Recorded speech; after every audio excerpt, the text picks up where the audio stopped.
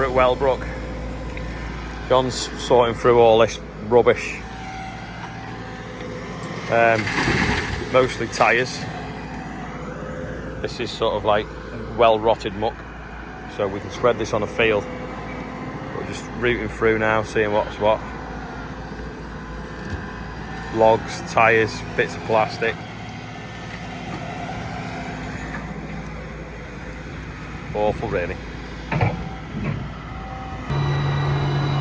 Lovely day for tedding hay, so Joe's just going to go and ted his first, and then I'll go up and ted ours at Lim in a bit. Put the tedder on after I've just swapped the PTO shaft from 1000 spline to 540. That puncture that they fixed the other day, it's gone flat again, and the valve's gone inside the tyre, so it obviously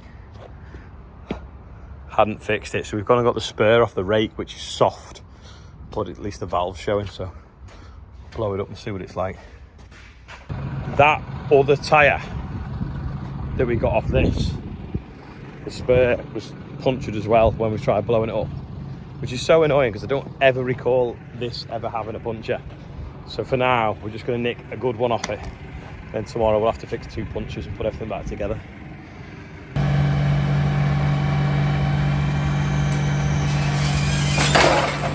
Ka-ching. That'll do now. Off he goes. He's going to go and ted his grass, then I'll go and ted mine. Hopefully he shuts the back window and don't fill the the cab with grass. Just put this back. Joe's back with the tedder. He's finished tedding. Let's check it's folded up properly. I am now out off to Lim. Shake the grass out up there. Probably lost an hour and a half. A friend that was over from New Zealand's going back tonight, so he called up and a few other friends. Some of them haven't seen each other for about 15 years as well, which is it's quite sad, really. Life gets busy, doesn't it? So it's about 10 of us had a brew. Yeah, heat of the day as well. Better get going. It is Sunday though, I suppose.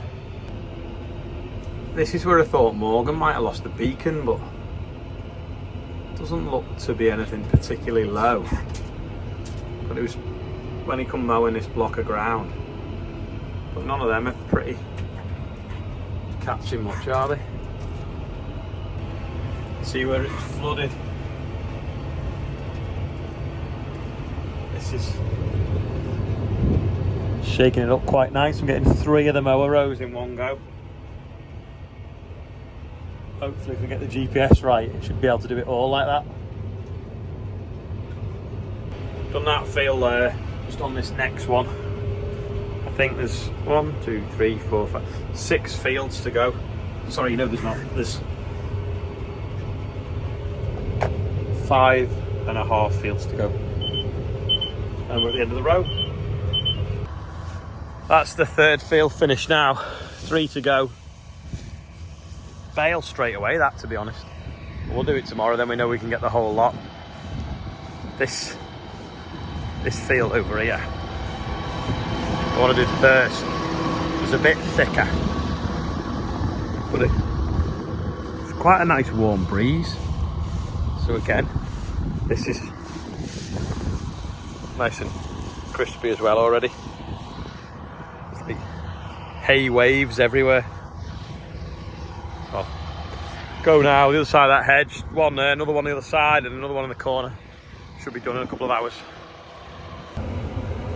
This field is the one that we did the extreme drainage in a few years ago. It's starting to dry up now. It used to be really, really, really wet. So I think this is probably about 10 or 12 acres. The other one's about 10 or 12 acres, and that one's about 10. So probably halfway through. So I'll find where Morgan's put a straight line in it, and I'll set my GPS, and I'll scoop through the middle and work my way over. So it'll go on here now. We can go field. We should be in limb 4, I think this one is. Yep, so we're here. So back, press that, and hopefully we should have a red line, and that's what will fire down. Just fold the rake back out again. I have to keep folding up between fields. Still not found the beacon. Hopefully it's going to be by some of these oak trees, maybe over there, but nothing's been particularly overhanging, so I don't understand it. Take it out of pedal mode, start the rear PTO, double clicking that, that's running now. Drop the linkage, set off by clicking the joystick forwards, minimum revs, that should rev it to 540, press the steering button and off we go. Something just tapping down there. What is that thing that's a bit bent? That marker board. Isn't half fluffing it up, isn't it? As the day's gone on, the drier it's got, the more dust's coming off it as well. This is noisy, innit? Can you hear this? You can hear the aircon running. So press that. Turn that one off. Off recirc. It's a lot quieter. Put the fan in the back of the cab. Down there. Ooh. End of row approaching. That's just to wake you up if you fell asleep. It's quite noisy. That's my only fault, I think, with this tractor, that the recirc fan for the aircon's quite loud. You might not be able to hear it because I'm using a AirPod to record with. There's one for you. Sparkling water. So when I was in Ukraine, everywhere we went, they always give us sparkling water because it was seen as being a treat. And I was like, when I was drinking it. But after a week of not having anything but that, normal water tastes wrong to me now. It tastes flat. But the lads won't drink it. They always turn their nose up at it. So the good thing is you can leave it in the toolbox and it'll still be there when you come back. But who likes sparkling water and who doesn't? There's today's quiz question. Oh, the other one the other day was it is the light on the step, and I need to show you in the bread tin as well, don't I? How mouldy it is. I've not shown you that yet either. Just going along, and the tractor, the front wheel just disappeared. Then the back wheel, because I couldn't stop quick enough. And from here, there looks nothing, but there's a massive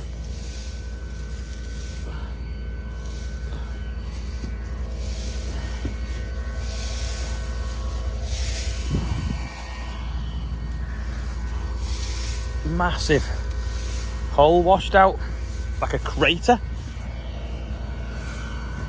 Can you see that? You can't see the size of it. In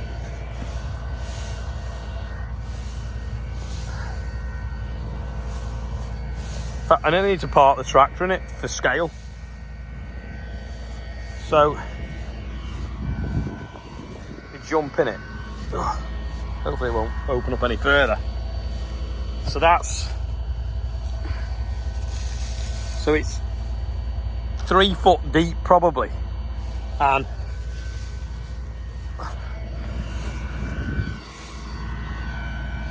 one, 2, 3, 4, 5 foot circle. It looks nothing, but that is a massive hole that I've just dropped in. So I'm gonna have to, I'll clear the grass round it so we don't drop the baler in it, because that could smash the pickup reel on the baler. And then when we come up, we'll have to bring a bucket with us and fill it in at least, or come up with a mini digger, dig down. There must be some sort of drain washed, because it's huge. Luckily I had hold of my crisps and they didn't spill. A proper jarred me back, it just went.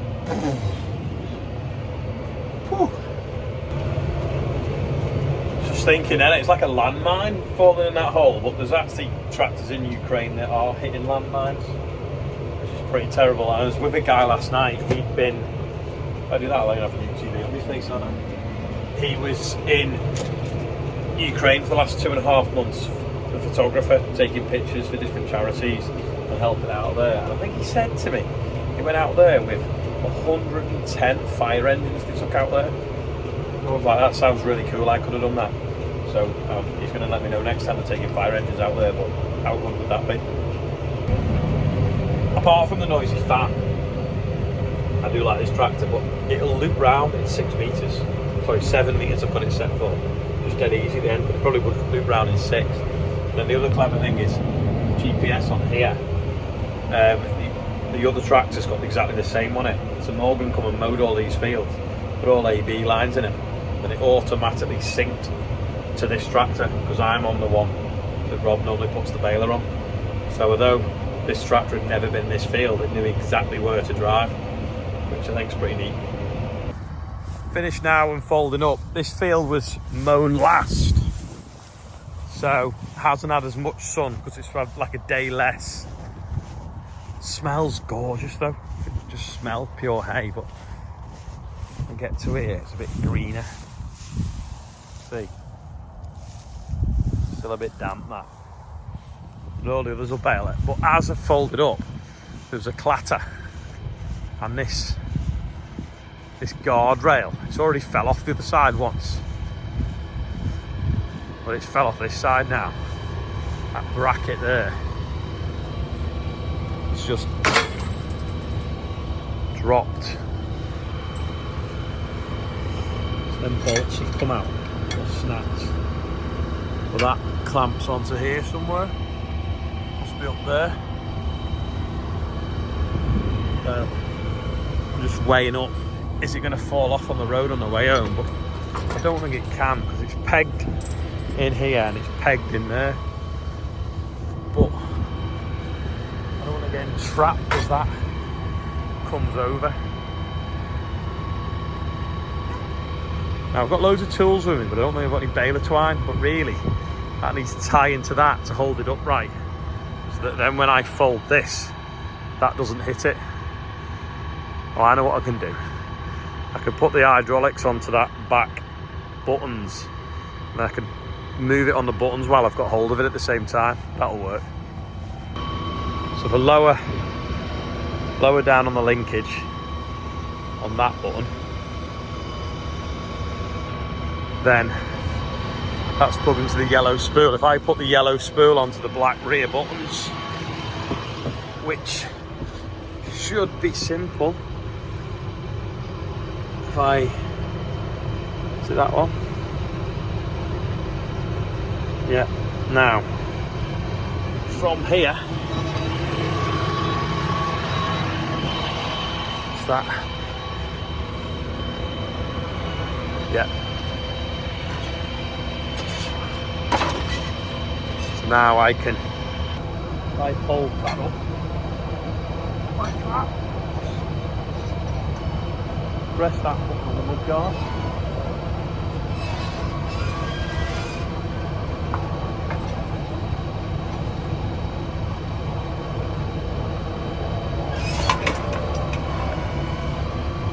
There we go. Sorted. Then lift that back up and we can head for home. Just realised it's getting late, not on the birds. You've got Alfie Duncan 7, Ray Grace is on there, Ben Mather is 27, Ray Grace was 47, Sarah Kinsella's 13, Dickie Haylock is 49, Evan Meredith's on there, Harry Neal's on there, and Tony Donaldson. Happy birthday everyone on today's birthday 728 window. I'm going to end the video now because I'm going to edit it before I hit the road. Otherwise, it's going to be another hour before you get to see the video. So I'll get it out a bit sooner just in case you've got kids that you want to put to bed. What is the optimum time to put the video out? Let us know in the comments. And that's all for today. Thanks for watching. If you made it this far, click like. I'll see you all tomorrow. I'll get back and fix this in the morning probably. Bye.